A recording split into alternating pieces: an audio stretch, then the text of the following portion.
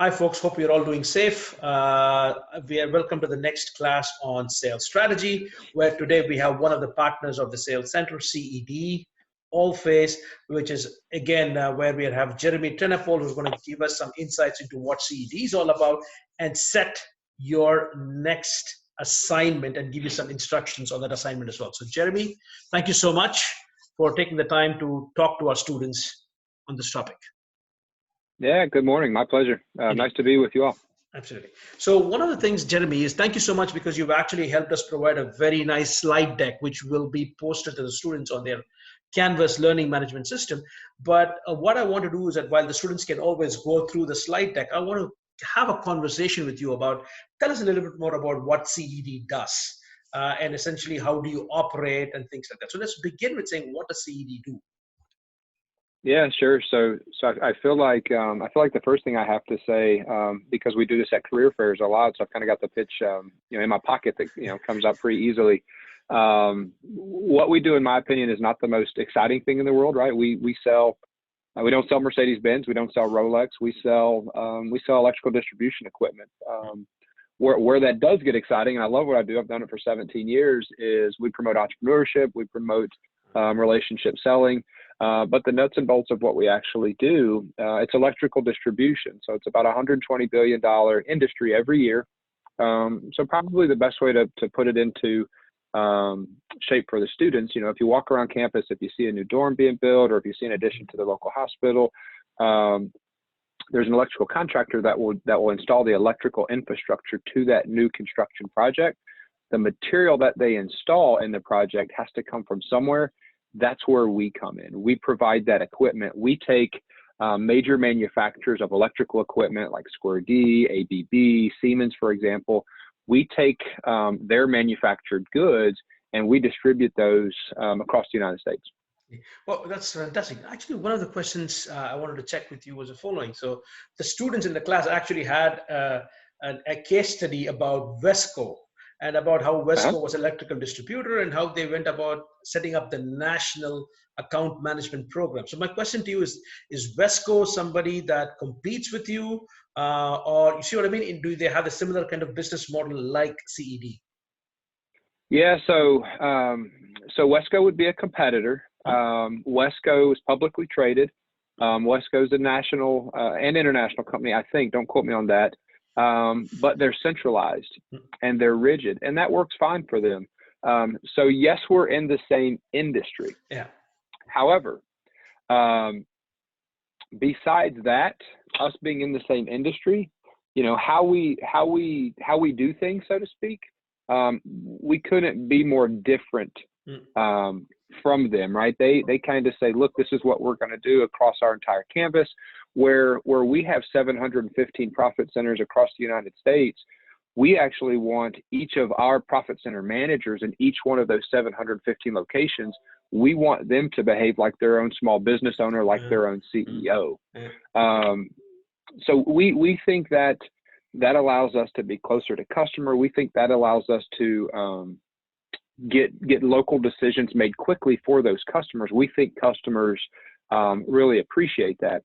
The challenge with that model, the challenge with our business model is, in order to do that successfully, we have to have some very talented people in all 715 of those locations. Where when you move into a more, I'm not dogging anybody else that's a competitor. They do a fine job. But even if you look at McDonald's, for example, McDonald's is a more centralized process organization. I don't think those types of organizations aren't as dependent on that local leader being creative and artful and a problem solver on the fly. So that's a big challenge for us, is finding the talent that can make all those very complicated decisions on a day in, day out basis. Absolutely. And I think I love your example of McDonald's, because at the end of the day, McDonald's is mostly looking at a uniform, homogeneous customer base. Whereas in different parts of the United States, you're going to have a concentration of different kinds of customers and segments whose needs could be quite different, so that no two profit centers, which is actually one of your centers, right? Your distribution centers or your stores, need to be carrying different levels of inventory. They might have different kinds of business outlook. So you don't have a one size fits all. You need to have a certain amount of decentralization, taking into account local industrial activity, local residential activity, local customer activity, and factor that in. Am I right in understanding this as well? You're absolutely right. So an example that I would use is, let's say that we work for a big centralized company, and for a long time we've sold brand blue. And our corporate office makes a deal with some other manufacturer, and now we're going to start selling brand red. Well, we may have a customer in, I don't care, Indianapolis, Indiana, per se, right? We're at Ball State today. Indianapolis is close. Well, let's say we had a customer that loved brand blue. And now all of a sudden we come to them, a week later, and we say, hey, sorry to tell you, but we can't sell you brand blue anymore. We got to sell you brand red because my corporate office made this, this deal that's fantastic for the company. But what you in turn do is you really risk that customer's business. Indeed. And we just don't think that somebody in some corporate office, whether it's in, Los Angeles, Texas, Montana, whatever, we don't think they know what customers need in Fort Lauderdale, Florida, or New York, or Muncie, Indiana, so we think that having those local managers able to make all the customer interfacing decisions, we think that serves customer best. And it's worked really well for us for 62 years. It comes with its own bag of challenges. Indeed. But I like this. So essentially, so you mentioned something else. So because one of the things we discussed in this class, because this was a class on sales strategy, right? To what extent do you think having a knowledge about your customer base is going to be critical to decide on your strategy for a specific store? You see what I mean? So is that knowledge of customers going to be important for you to decide what is it that you want to offer them and how you're going to structure your sales organization there? 100%. So I was involved with this Grand Rapids case that I think they're going to be working on. But one of the things that we think it's very difficult to be all things to all people. When we went to Grand Rapids, and I don't know how much I'm supposed to get into here. I don't want to, give away the farm too much, as they're supposed to be creative and figuring out how to fix this business. But, we looked at a couple of different things. We looked at, first and foremost, what are we good at? Right. And as CED in Grand Rapids, Michigan, a decade ago, what were we good at? Right. Within my employees, what was our strength? What was our core competency? We then looked at our top 10, top 20 customers, and we said, what business are they in, and what do they demand from us versus what we can actually offer in our given state today?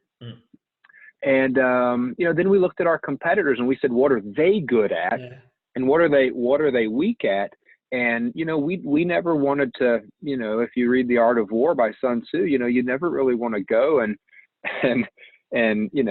tap a 6'6" trained fighter on the shoulder and fight them face to face. You really kind of want to, win the battle before you ever step foot on the battlefield. So if your competitors have some weaknesses, try to play into that. So we really took those three things to guide our strategic direction, right? So the customer, right?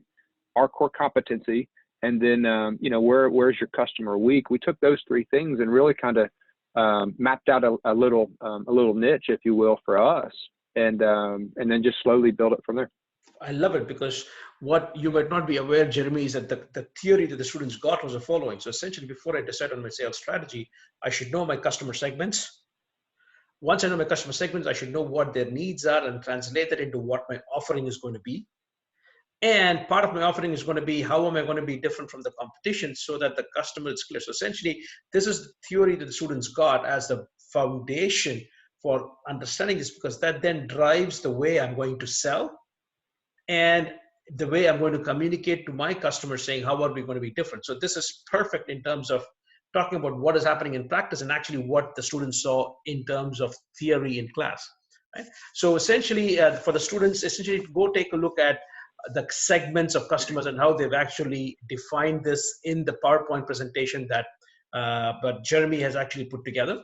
And of course, you'll also see how they're different from their competition. So you'll actually see that as well. along with some of the suppliers that they work with, right? So essentially, for the students in the class, try to understand that they are, yes, they have the same business as Vesco, but the way they're structured is different. But you can draw a lot of parallels to say understanding how Vesco, what they do, that business is more or less similar to what they're doing. But of course, the way I operationalize it, I put it on the ground, is where sales strategy is going to be different as well. So now tell me about this decentralized, the approach that you have. Tell me about how it works, Jeremy. So you mentioned the fact that profit center. So essentially for the students, is a store different from a profit center, or are they the same? It's the same. So a profit center is what we've called our storefront for as long as I've known. So they're one and the same. The decentralized business model, you know, the theory that we put in place many years ago is really quite simple in theory. The execution of it is a completely different conversation, right? If it were easily executed, it would have been imitated several times over, and I don't think that's the case that I know of. But our decentralized model is it's pretty simple. We try to hire people with you know, the traits that you know, that we think will drive good, you know, behaviors like a business owner. So we're looking for entrepreneurs, and we find those people, and we take them through a 2 to 2.5 year training program, teach them everything about the business, and then they run their own business, period. I mean, I came through the management training program. I ran a couple profit centers. Today, my title is division manager. I oversee, you know, 28 businesses in Michigan and Indiana. But the funny thing about that is, you know, as I continue to, you know, it was a promotion, but in theory, what happened is I lost all the responsibility, or all of the authority. I got the responsibility, but I lost the authority. I don't have any authority to make a customer interfacing decision. So this decentralized model, it empowers our profit center managers, all 715 of them across the United States. They get to decide what inventory they want to carry, how much of it they want to carry, what price they want to sell it at, whether they want to have 2 trucks or 20 trucks, whether, you know, where they want their building, how big they want their building. Do they want 2 inside salespeople? Do they want 26 inside salespeople? And they certainly have to work within their market. And I think one of the things that we'll get into eventually today is, you know, what are the performance metrics, and how are they graded, so to speak. And we can get into that a little bit. We can get into the semantics of that, but really the basic answer is they answer to a profit and loss statement. No different than a business owner. A small business owner has to answer to a P&L. So do our profit center managers. But they run the show. It is the magic of our model, is our profit center manager folks. I love it. So now, if I were a profit manager, so let's say, for example, we have young Jeremy who's just finishing Ball State, gets recruited, goes to the management training program, and then has his first day in the store. So what are the different things that Jeremy is going to see first day on the job, assuming that he's going to go into the profit center? So what is he going to see building wise, layout wise, the people wise inside? I know that this information is kind of available in the PowerPoint, but I would rather have you also discuss who are the different people that Jeremy is going to see on a day-to-day basis. Sure. So most of our management trainees that come out of the management training program, they're typically given one of our smaller businesses, right? Kind of a less complicated business in front of them. So for me, it was, you know, I walked into a business with, this was, you know, 15 years ago. So bear with me a little bit, but I had some inside salespeople. I had a warehouse person. I had somebody working the counter. I had a truck driver.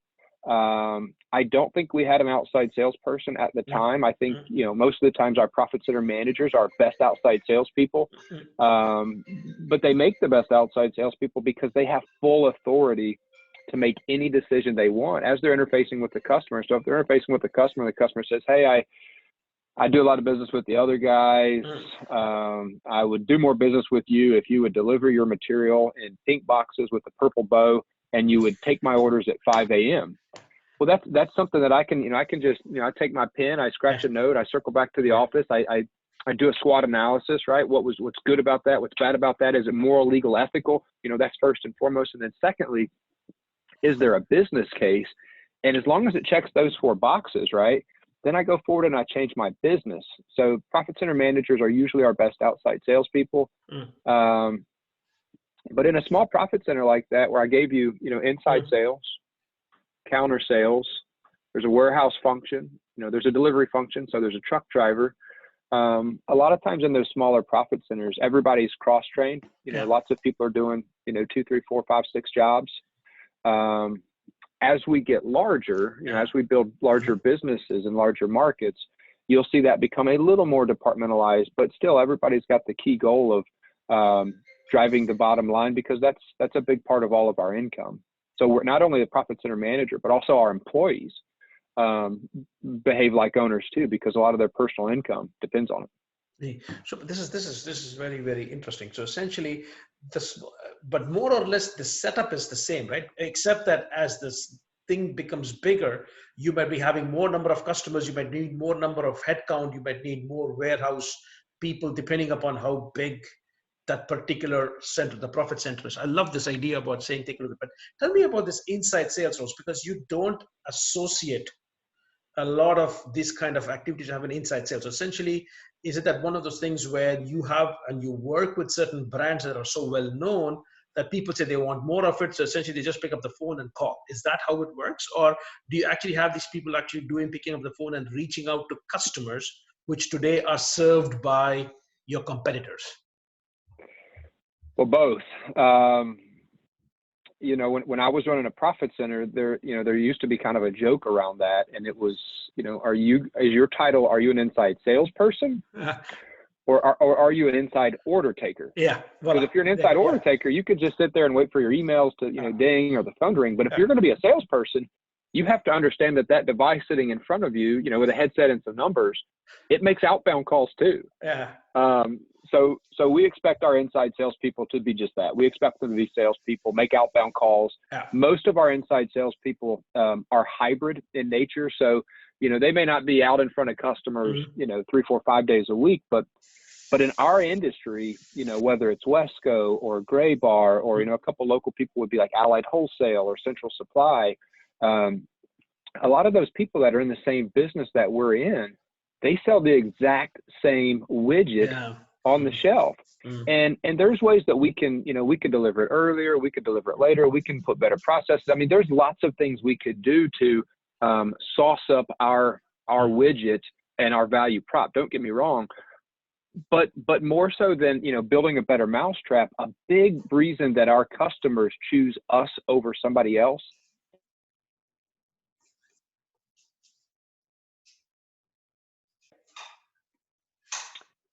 Yeah, so Dave, I apologize. I got kicked off there for a second. But what I was trying to say was, this was an answer to inside salespeople.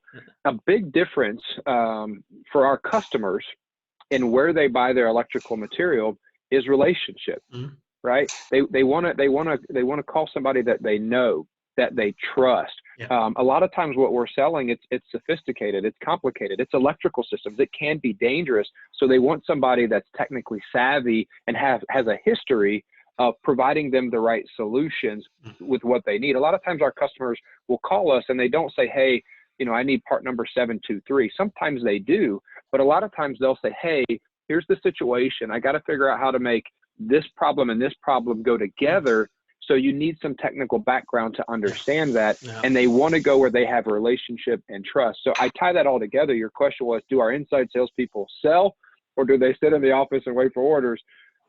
Sometimes a little bit of both, but we like to promote them to be salespeople. Neat. And we promote them to, every once in a while, get out to lunch with their customer, go to coffee with their customer, grab a round of golf if your customer likes to golf, do whatever you want. Build a deep, meaningful relationship with your customer. We do business with the same customers day in and day out. So when we say customer relationships, I'm not saying, you'll have interaction once a quarter or once a year. These people they become friends of ours. They become like family to us. So our relationships with our customers, they're very tight knit. Fantastic. Now, I want to go, especially now slowly, I want to take a look at this profit center that you talk about. So Jeremy today has 28 stores, and now suddenly Jeremy's CEO or supervisor comes in and says, Jeremy, we need store 29, right? Mm-hmm. And here are some candidates for store 29. So what kind of information would Jeremy be looking at to try and make that decision whether that particular location is store Yeah. number 29 candidate, yes or no? So first, from just a CED model standpoint, I think it would be rare that that would happen, because that would kind of be a top-down initiative, and that's just rare. I mean, in our decentralized model, it's the local people identifying the opportunity. I'm not saying it hasn't happened. I'm not saying it doesn't happen or won't happen, but it's rare that it happens. Most of the times, the opposite happens. You know, a salesperson or a profit center manager or a customer may come to us and say, "Hey, I'm going to open up in this new market. I really need you to come with me." Or a vendor might say, "Hey, I don't have good coverage in this market. Can you be my distribution arm in this market? We work really well in this other market." But anyway, to answer your question more directly, you know, there are really three things that I think drive the decision, and then I'll also get into kind of, you know, our three main entry points into a market. So the first thing that we look at is the market potential. So we've got ways to check data and see how many dollars are spent in particular markets. So size of market is one of the big criteria. The second criteria that we would look at is how well is that market defended? And by that, we're saying, what does the competitive landscape look like, right? Are there some really good distributors that are going to be tough competitors? Or are they doing a lackadaisical job and it presents an easy opportunity for us to come in there and promote our brand? And then the third piece I kind of mentioned already, but, you know, what does the vendor landscape look like, right? We don't manufacture anything. So we have to have good relationships, good partnerships with our vendors to go into a market and be successful as well. If our vendors are already partnered up with some other competitors, you know, that may be a difficult route for us as well. So those are the three main things we look at as we study, you know, whether or not we need to be in a market participating. The three main ways that we look at getting into a marketplace, probably the easiest way for us to start into a marketplace is, let's say that we're 30 miles away and we would just send a salesperson into that territory. So they would go in the territory, they'd work the territory 3 to 5 days a week, but we wouldn't need a brick and mortar investment immediately to be successful. So for example, we could do that in, I don't know, we have a brick and mortar in Muncie, and it's a great store. We're happy to have it. But if we weren't in Muncie, we could probably send a salesperson out of Indianapolis for a period of time and just ship out of Indianapolis. So that's one way. The second way is we could open up organically, right? So we could just go and open a business, you know, hire some people, put some material on the shelf, go visit customers, and poof, we got a business. And then number three is probably, don't quote me on this, but probably our most popular route to growth, but probably through mergers and acquisitions, right? So we just identify a competitor of ours that's in the market that, you know, maybe there's some core competencies that they have that, you know, we kind of share some vision. We could just buy that business. We've certainly done that plenty of times. I love this. So essentially what you're saying is that, first of all, it's great that I now understand it better, that it's not that top-down driven. So for the students, again, you need to understand is that it's much more feedback from the field, which sort of helps make that particular choice, saying, hey, either a salesperson or a profit center manager might say there's a potential here, or you could have your partners, that is actually some of your manufacturers saying, hey, we want to be working here, we want to work with you there. Or it could be your customers saying, hey, we're opening up a new plant or a new facility there, can you come and join us? But then after that, it's not that you blindly follow them, you actually then say, okay, let's take a look at how can we better serve that market. Is there a need for a brick and mortar or a physical store to be present, or can we serve it from anywhere, because you do not want to cannibalize. The idea is that you'd not want to have 3 stores, just like you have a Starbucks. So essentially, the one in one street, you don't want to have 3 of those because it's not like a Starbucks model. So it's a different kind of model. So you just want to make sure that each profit center is going to be profitable in its own right. Which actually begs the question, Jeremy, is that tomorrow, if I'm a profit center manager, what do I mean by profitability? You see what I mean? Profitability could mean so many things. I could have low inventory and sell them with no head cost, and I could still be profitable, right? So when you try and Yeah, take a look at all this, right? So what do you mean by profitability? Because to a large extent, the students will be getting a kind of a list of expenses and the profitability sheet for Grand Rapids when you actually had to make that choice, right? So tell me sure. about all the things that a student needs to be aware of when they're running a profit center like this. What are the different costs, kind of thing? What should you be looking at? How should you try to maximize your profitability? Sure. So in my opinion, so I'm sorry, first and foremost, I'm sorry to bore some of you sales students with some accounting 101. I think, Um, in my personal opinion, Jeremy, I think it's great that they're doing this, because yeah, it's also nice because this is the last assignment that they do before, because it's great to talk about hand waving and saying this is sales strategy. But if these students of ours are going to become sales managers, they may not be running a profit center, but they're going to be responsible for the profit and loss of their teams. So I think it's very yeah. important that they understand this. So I'm glad that you're doing this. You may think it's boring, but I think it's extremely essential. So thank you for doing this for the students. It was accounting was my least favorite topic in college 17 Yes, years ago, and mine as today well. I love it. I love it.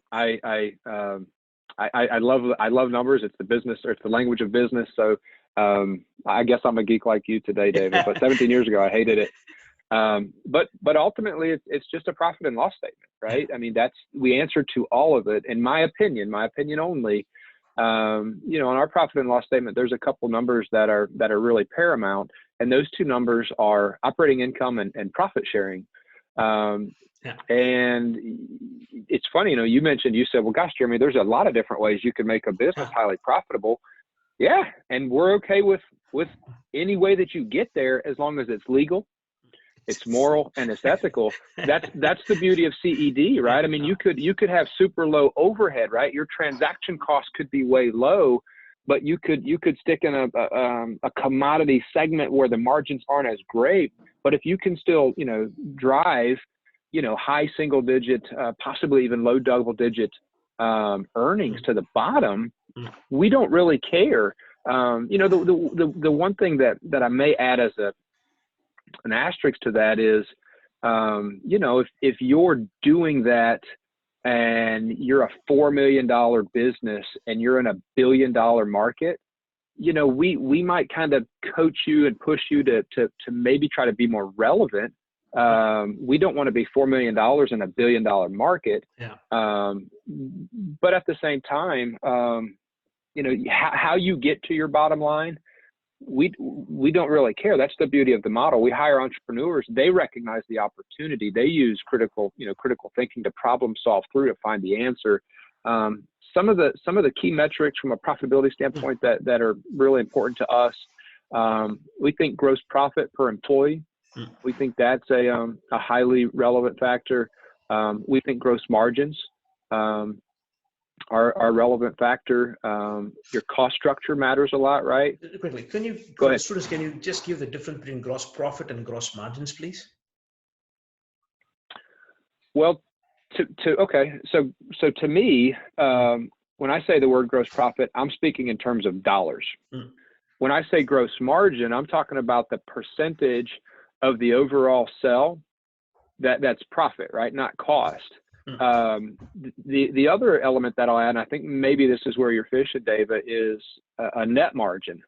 Is that what you want to talk about? No, because for a lot of times the students sometimes have a difficulty between even profit and margins, right? Because for them this is the cost price and this is the selling price, and that is margin or profit. So essentially that's what they don't tell it. But of course, what you're saying is margin for you is that, okay, you are selling this and this is the cost of acquiring, this is the price we're selling it, this is the cost of acquiring the product. Yeah. So that's essentially the margin on the product itself. But then what are all the costs? Sure. That we take in? So essentially, what do you consider profit and what do you consider as margins? Because that is going to have a huge role to play as well in for them to understand.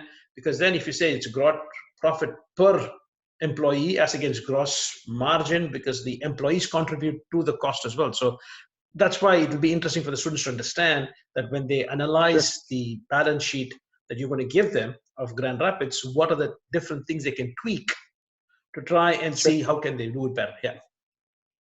Yeah. So just a quick example. So if you sell something for $100, and your cost is 75, well, then your gross profit dollars would be $25. As a percentage, that's 25%. It's that simple. So that's how you kind of start the financial equation in the world of distribution. I think in any world of distribution. But now you have $25 in gross profit as the new start as you work towards operating income. So now out of $25, now you got to pay your people. Now you got to pay your light bill. Now you got to pay your trucks, whatever it may be. And now you try to work down to operating income. I think a couple other metrics that really matter to us in a profit center are sales growth and market share. So gross profit per employee, operating income and operating income as a percentage, GP per employee, market relevance, and market share are some of our probably most critical things that we're following. So what do you mean by market relevance? So is market relevance the same as sales growth that you're achieving, or is it sales growth? Well, you know what I mean? Because you can have sales growth overall, or you could say sales growth by product category or something like that. So essentially, you see what I mean? Because I could have growth by just selling one particular product, but I do not know what you mean by that as well. Well, kind of both. So I think I'll go back to that example I gave. If you're running a $4 million business in a $1 billion market, are you relevant to any customers that matter in that market? And are you relevant to any vendors in that market? And if you're confused on what the answer is, I'll make it real clear. The answer is no, you are not relevant. Nobody gives a crap about you if you do $4 million in sales in a $1 billion market. So let's say you take your $4 million business and let's say that the overall market grows 10%. At $4 million, even if you grow 20%, you grew $800,000, right? Give or take. That makes you a $4.8 million business in a $1 billion market, and you doubled the growth. So are you relevant? No. Did you grow? Yeah, but you didn't grow enough. Indeed. I love it. I love this. Essentially what you're saying is that you're just saying that are you meaningful in your growth as well? So it's not just growth for the sake of growth as well. So and to what extent and why do you place importance on market share? Because if you're profitable, do you really need to have a market share? Because I can talk point of examples of companies with market share that do price to get market share and are not as profitable. So help me understand why market share is critical. Well, I think there's a debate first and foremost. And, depending on which side you ask me to debate, we've got some competitors and even, sometimes we may have smaller market share, but highly profitable distributors. Indeed. So there's a business case, right? So I'm not saying there's only one way to do it. One of the concerns that I think that a distributor should have if they were $4 million in a $1 billion market. So follow me. I'm going to try to clean this up. You may have to clarify. Let's say that in that $4 million business, half of my business is selling this blue pen, right? And I have to buy this blue pen from the blue pen manufacturing company. A competitor of mine calls the blue pen manufacturing company, and this competitor is a $200 million distributor in the same exact market that I'm in. And this $200 million distributor says, "Dear Mr. Blue Pen Manufacturer, I want to sell your blue pens instead of selling the orange pen that I currently sell. I'll drop the orange pen. You can incrementally pick up a whole bunch of blue pen business, but I want to be your exclusive distributor. So you're going to have to, any of your other distribution partners, you're going to have to think long and hard about what you can and can't do. There's some gray area. There's some fuzzy things that people can and can't do.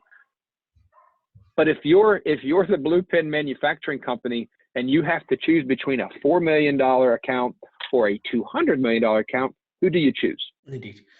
I love this. I love this example. If I lose my blue pens, I'm effectively out of business. Absolutely. And you can't blame them for picking the guy that's 50 times bigger than me. I love this. Actually, it goes back into what I really think is it also gives you an idea about what portfolio of products do I want to carry in my store.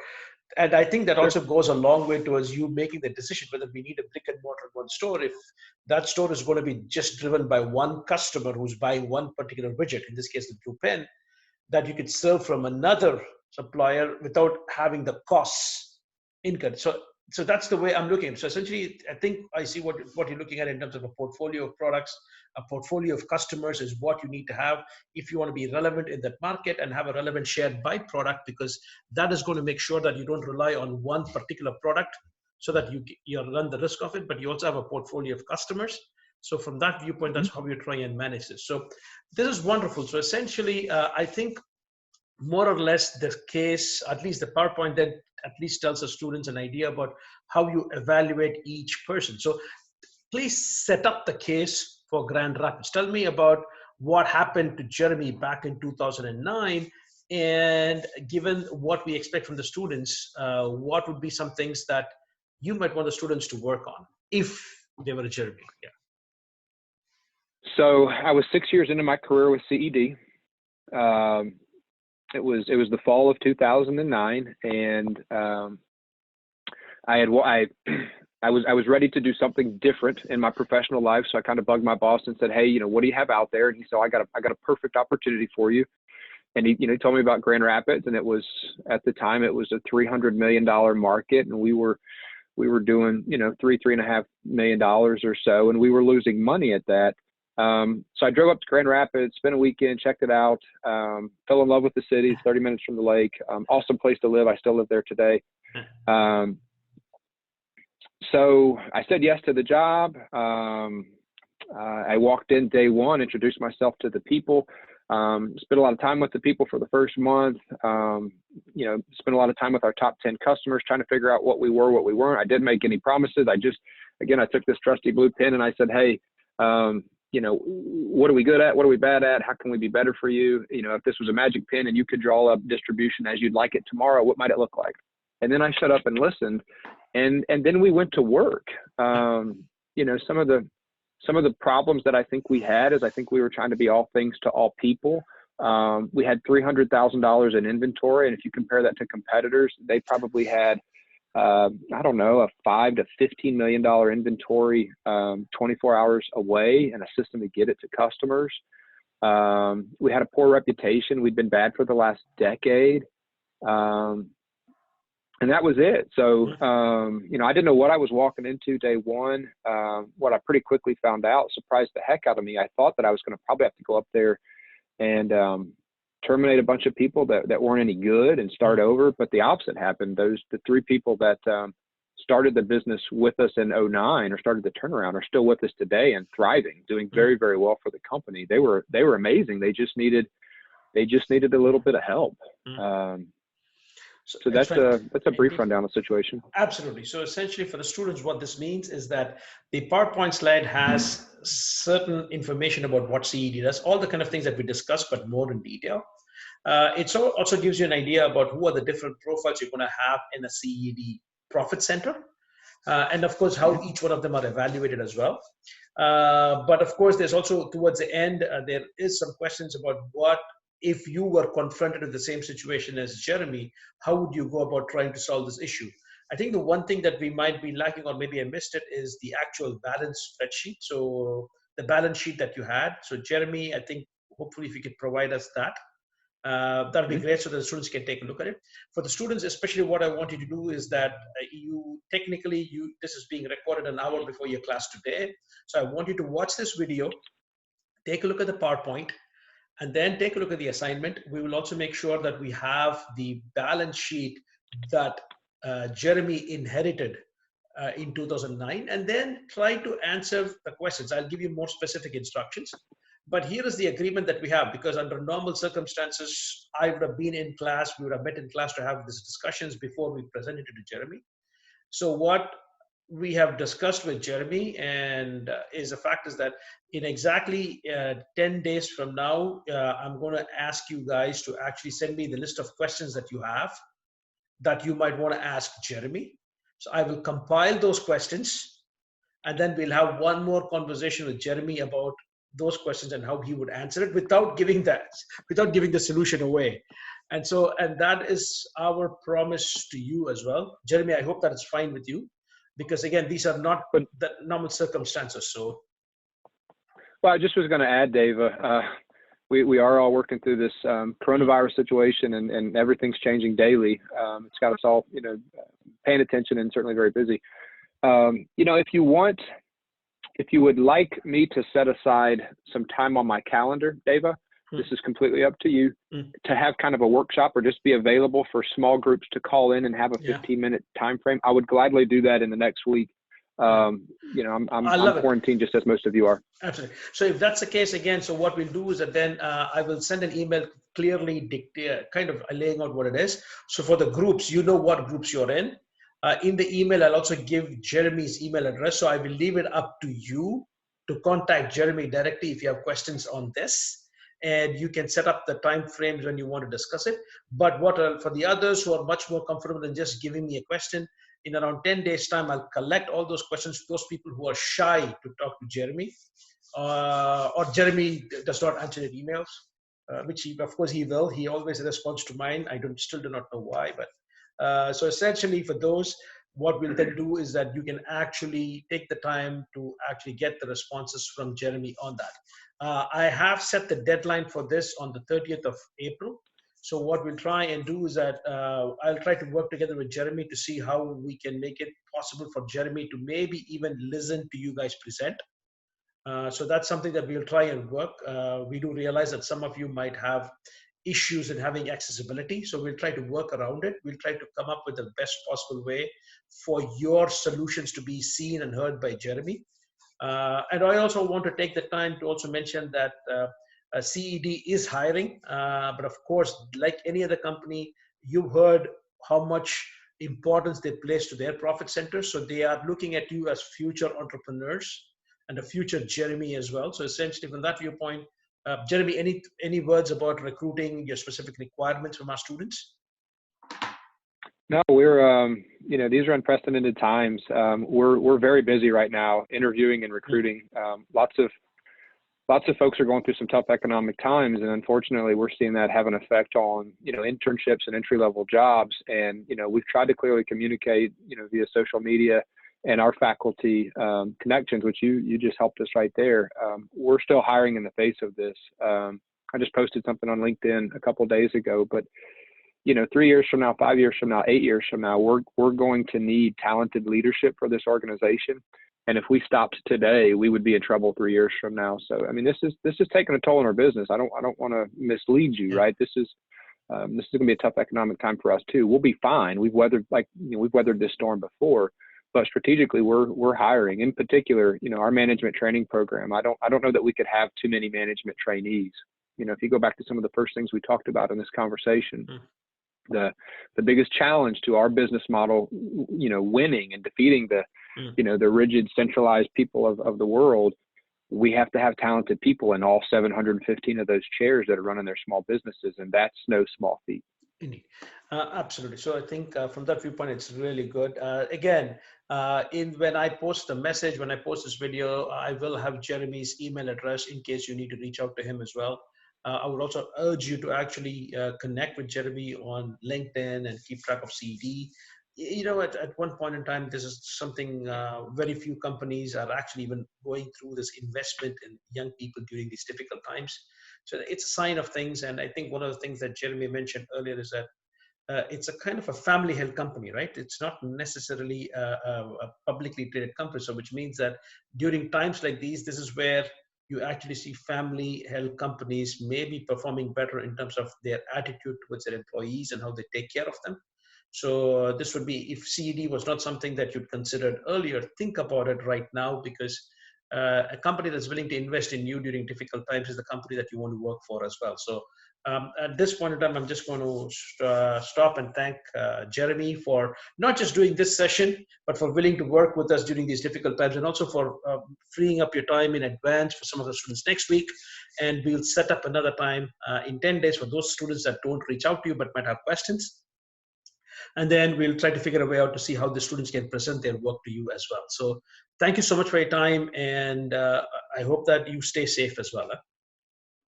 No, thank you. The pleasure is all ours. Let us know how we can help. Thank you. Thanks so much. Just a second. I'll stop recording.